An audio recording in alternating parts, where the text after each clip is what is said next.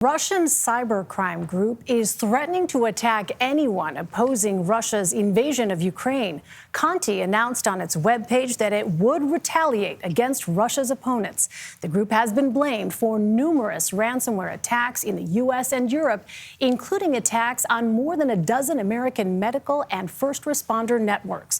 For more on the cyber threats arising from Russia's invasion of Ukraine, we are joined now by Krebs. He's the former director of the U.S. Cybersecurity and Infrastructure Security Agency. Chris, good morning. Good morning. So, as you know, in the lead up to the Russian invasion of Ukraine, there had been concerns about widespread Russian attacks. We haven't necessarily seen that, though. What is your assessment of that situation?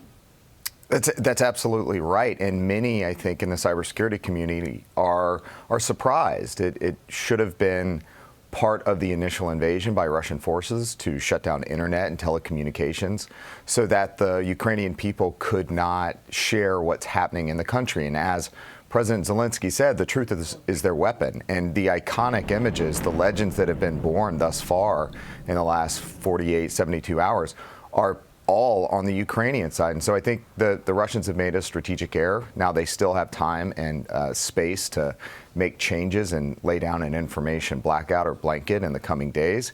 But in the meantime, they have made a mistake, I believe. Chris, how do you expect the Russians to adjust their approach at this point? And does that potentially include attacks, cyber attacks against the West? Well, they have significant, the Russians that is, have significant cyber attack capabilities. They've used them in Ukraine previously. They've, of course, used them here in the U.S. So what I would expect is as sanctions and other lethal aid support increases to Ukraine, you may see ransomware attacks like the Conti group has indicated yesterday, as well as if they do increase attacks in Ukraine, you could see some operational control errors that allow the malware or other destructive activity to kind of jump the rails and get outside of Ukraine. So every business leader here in the U.S. needs to be prepared. This is not business as usual. You have time. There are resources available. The U.S. government has launched their Shields Up campaign that provides information and resources to every American business. So the idea here is be prepared, don't panic. So how does this group, Conti, how do they work within some of the Russian government? I mean, how do they work in concert with the Russian government? Well, this is a key question, and it's not exactly clear whether they're operating with the direct approval or at the direction of the Russian security services. I've long suspected it, and they somewhat confirmed it yesterday.